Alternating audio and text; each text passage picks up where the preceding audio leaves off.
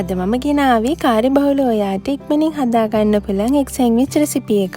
අපි දැන් බලමු මොනවද අවශ්‍ය ද්‍රව්‍ය කියලා. මුලින්ම මම අරගෙන තියෙනවා පොඩි බිත්තර දෙකක්. ලොකු බිත්තර නම් ඔයාට එකක් ගන්න පුළුවන්. දැන් මේ වගේ බෝල් එකකට බිත්තර දෙක කඩා ගන්න. ඊළඟට මම ලුණු තේ හැඳි කාලක් එකතු කරගන්නවා. දැන් ගෑරප්පුවක් අරගෙන හොඳින් බිත්තර ටික ගසා ගන්න. මම මෙතනදී පාන් පෙත්තක් අරගෙන තියෙනවා. ඒක මේ විදියට දෙකට කපා ගන්න. තාම මම අරගෙන තියෙනවා රවුමඩ කපාගත් පොඩි තක්කඩි ගෙඩියක්. ඒ වගේම වැදගත් චිකන් සොසේජස් කරලකුත් රවුමඩ කපාගෙන තියෙනවා.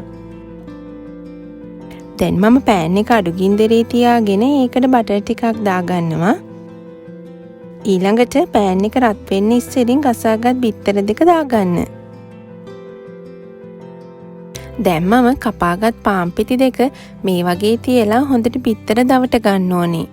මම ගම්මිරිස් ටිකකුත් දාගන්නවා.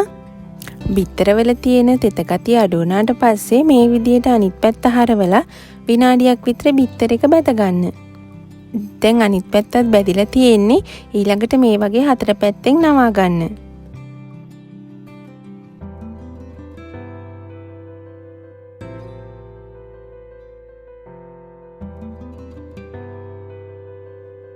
ඊළඟට මම රවුමඩ කපාගත් සොසේජස් ටිකයි තක්කාලි ටිකයි තියාගන්නවා.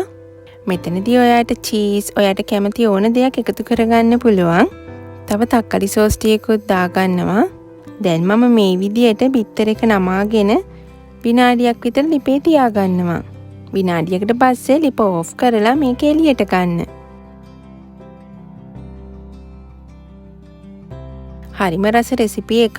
ඔයාලත් මේ විදියට බිත්තර සෑන්ඩ්විච් හදලා මට කමෙන්ට් එකක් දාන්න. ආයෙ අලුත් වීඩියෝ එකකින් හම්බ වෙමු. ඔයාට සුබ දවසක්.